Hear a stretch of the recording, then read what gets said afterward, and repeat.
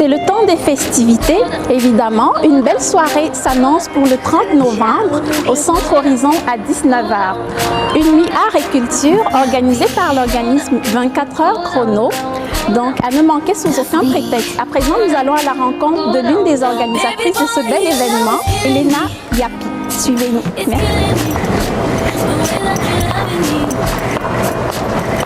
Bonjour Elena. Bonjour Tania. Comment ça va? Ça va très bien, vous? Oui, ça va très bien. Je vous prie de vous installer. Asseyez-vous là. Bienvenue. Alors...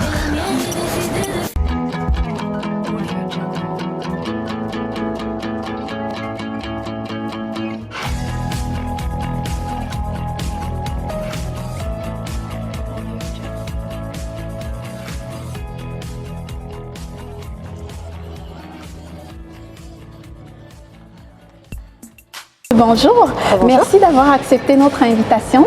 Merci à vous, merci au plateau de Diaspo Interaction pour cette belle opportunité qui nous donne de promouvoir notre événement et merci aussi pour tout le travail que vous faites pour la diversité et sur le territoire québécois.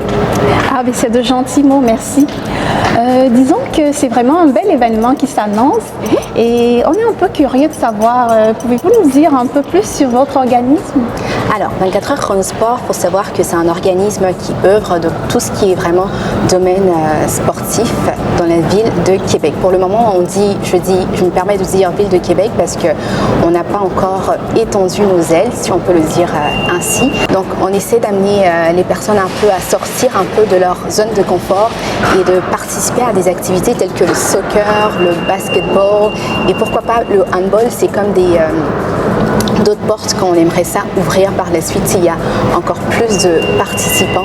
Et aujourd'hui, à travers notre organisme, on veut vraiment véhiculer des messages forts tels que l'intégration et la diversité au Québec. Excellent. Mais c'est quoi votre mission principale? Et depuis la création de l'organisme 24 heures Chronosport, est-ce que vous pouvez nous dire aussi c'est quoi les défis que vous avez eu à rencontrer? Alors, toutes les activités durant? Oui. Ouais. Alors, il faut savoir que 24 heures Chronosport a été créé en 2016. Au début, la mission, on va dire, c'était pas vraiment définie parce que on était plus dans le vibes de comme amener effectivement les personnes à comme juste sortir de chez eux, en fait. Oui. Et on n'avait pas vraiment de mission en tant que telle. On voulait juste organiser des activités, c'est comme amener les gens à se rassembler autour d'événements sportifs, avoir du fun.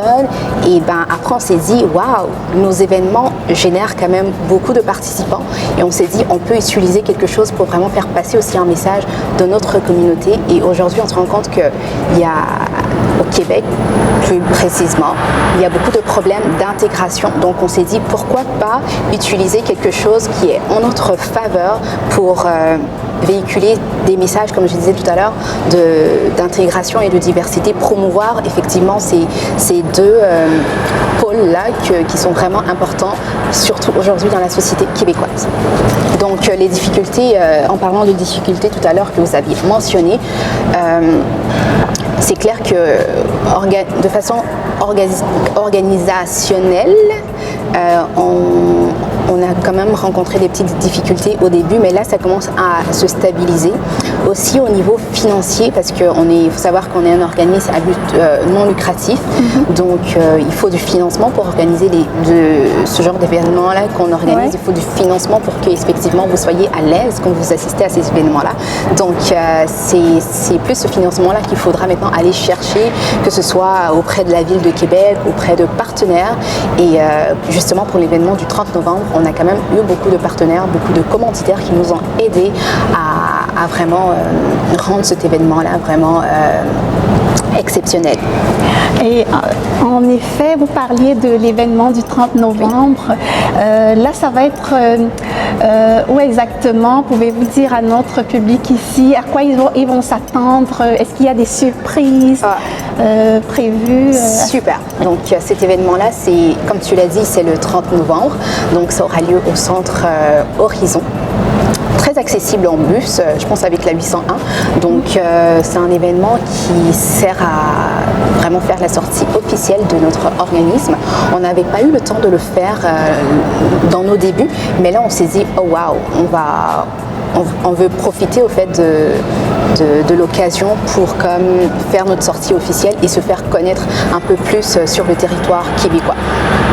Donc cette soirée-là, c'est une soirée où on va parler un peu de nous, vous allez connaître un peu tout ce qui est, comment on a commencé, nos débuts, notre histoire et quelles sont au fait nos activités effectivement futures pour l'agenda 2020. Et c'est ça, lors de cette activité-là, il y aura plein de spectacles parce que c'est pas juste du sport. Comme on a eu des personnes qui nous ont posé la question, tiens-toi bien, est-ce qu'il y aura, on va aller jouer au soccer? Mais ah ben c'est ça, parce que je me posais la même question également. En fait, je me suis dit, est-ce que je viens en jogging? Ah non, c'est vraiment une soirée classe. Il faut s'habiller classe pour ceux qui le peuvent. Ou sinon, habillez-vous relax. Il n'y a vraiment pas de souci à ce niveau-là. Mais on fait là, on va se présenter et par la suite, vous aurez droit à des spectacles. Parce qu'on a voulu aussi sortir un peu de notre zone de confort et pas vouloir faire comme tout le temps juste présentation officielle et après tout le monde rentre chez soi. Non, on a voulu vraiment rendre ça aussi attrayant en appelant des artistes, des peintres. Donc vous aurez droit à plusieurs surprises, inquiétez-vous pas. Et le billet art et culture. Exactement, une nuit art et culture parce que c'est pas juste pour parler de nous.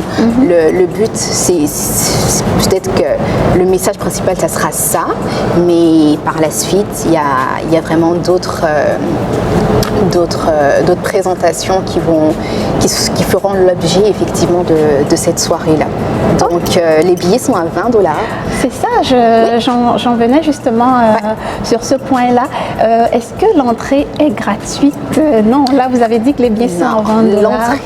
L'entrée est à 20 $ parce qu'il faut savoir que les sous qu'on va, l'argent qu'on va générer au fait lors de cette soirée-là va nous servir à organiser nos activités, comme je disais tout à l'heure, pour l'année 2020. Alors, certains d'entre vous se demandent certainement pour quelles raisons ils devraient affronter ce froid d'hiver pour se rendre à cette soirée exceptionnelle le 30 novembre. Mais dis-moi, Elena, est-ce que tu as un dernier mot pour ceux qui hésitent encore à participer avec nous le 30? C'est un événement exceptionnel, c'est un rendez-vous qu'on donne qui promet.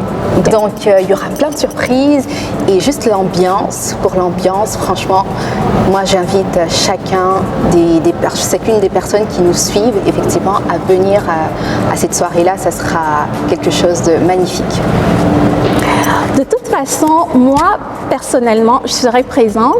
Donc, j'ai hâte au 30 novembre et je vous invite également à ne pas manquer ça. Merci beaucoup, Elena, d'avoir accepté l'invitation une fois de plus et je vous souhaite une très belle fin de journée. C'est moi qui vous remercie. Merci. Au revoir. Au revoir.